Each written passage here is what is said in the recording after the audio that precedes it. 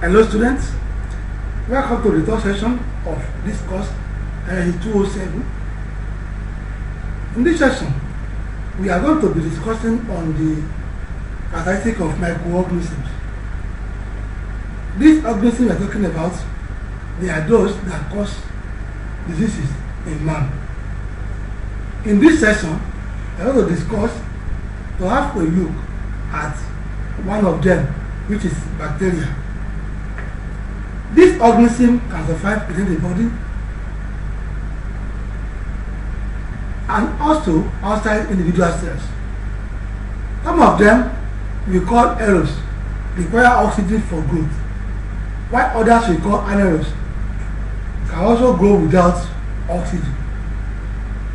This microorganism has impact on all walks of life, and when you have started this session, we should be able to describe characteristic of the bacteria to explain both the structure in external and internal nature of the cell wall of bacteria, to discuss various classification of bacteria based on the cell wall, nutrition and respiration, to explain reproduction in bacteria.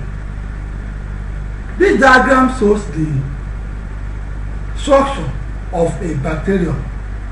In this diagram, you will see that this bacteria has flagella, which is used for locomotion.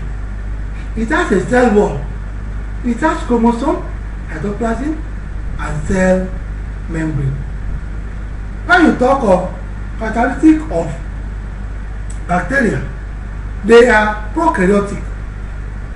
They are the simplest of all microbial cells. They are single cell organisms.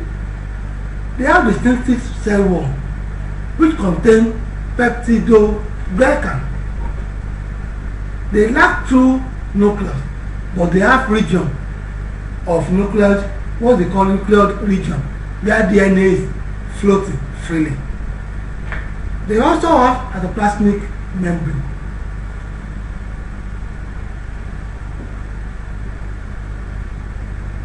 This is the plasmic membrane that they have. So this which lie below circulate after the cell wall. This is what they call the plasmic membrane. And this membrane permits some of this water or that is to enter, but regulate amount that we enter so that it's not cause swelling of this cell, which we call it to die prematurely. So this is what we call the plasmic membrane. This one is called the cell wall. So below the cell wall is where you have cytoplasm. Cytoplasmic membrane is the one that has a barrier to most water soluble molecules. Some will enter based on the need of the cell, some will not enter. When they all enter, the cell will swell up and will burst to death. So that is the characteristic of the bacterial cell. Then this one will classify bacteria based on shape. This bacteria we are classifying based on. This is the method of classifying bacteria based on their shape. You will see that this one is round shape. We call it cocci. It can be a single one like this. They can stand in two like this. When they stand in two, we call them diplococci. That you have in the one that causes meningococci, or what they call gonococci. When they stand like this, like a chain like this, they stand like a chain like this, you call them streptococci. But when they form cluster, like this one you are seeing, they form cluster like this, we call them staphylococci. So when you see something round like this, it is called cocci. When they are in two, they are diplo. When they stand in four like this, they are called tetracocci. When they form a chain like this, they are referred to as streptococci. But when they form cluster, like one you are seeing here, they are called staphylococci. Other brand you have is a rod-shaped bacteria. They are rod-like in shape, like this. So if you see them in pair, you may see them in chain like this. So when they are like this, they are called either streptococci or we call them cocci. These cocci are diplococci when they are found in two, in pair. In chain they become streptococci. But then when they have something like this, they become trichomes. So they cause varieties of diseases in man. When you have something like this, we call them spirochetes. The spirochete is found like a kind of the spiral shape like this. And among them, you have those that causes fibrocholeria, that cause cholera. You have one that cause Treponema pallidum, that cause syphilis. So they are branches of spirochetes, the spiral shape bacteria. Now, you can classify bacteria also based on the mode of respiration. When you have those bacteria, they can only survive when there is oxygen. We call them aerobic bacteria. When you find those that can survive without oxygen, you call them anaerobic bacteria.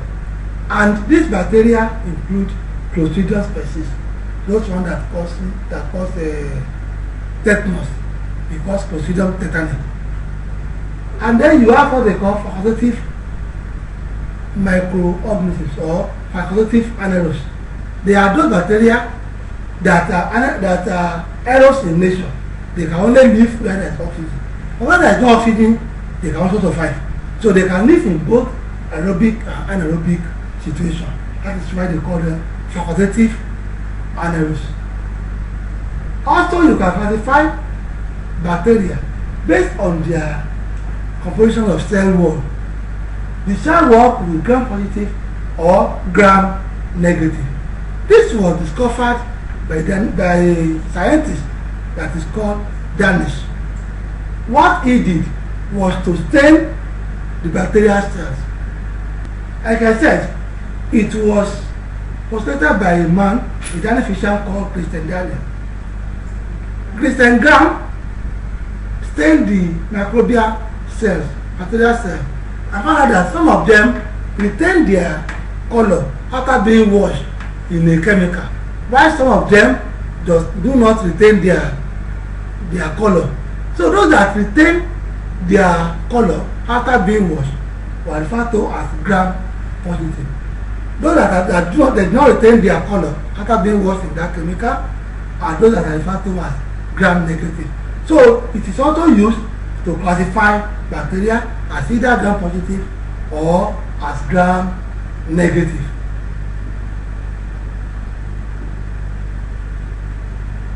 You can also classify bacteria based on their mode of nutrition. What you have here is you have phototropics. They are ones that depend on light. They suggest their own food from light. You have some we call chemotropics. They depend on organic materials to obtain their nutrients. You have what they call heterotropics. These derive their carbon from preformed organic nutrients such as sugar or carbohydrate. You now have autotropics that depends on inorganic sources such as carbon dioxide. So you can classify bacteria based on their mode of nutrition as autotropics, chemotropics, heterotropics, or autotropics.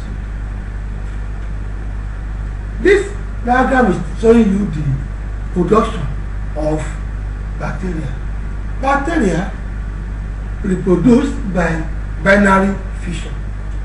It is a form of asexual reproduction, whereby a single cell will divide into two to form two daughter cells. Like you can see in this diagram, this is a single bacterial cell, and at the DNA level, it will have to swell up and divide. When it divides here, it will now form two daughter cells that will look alike.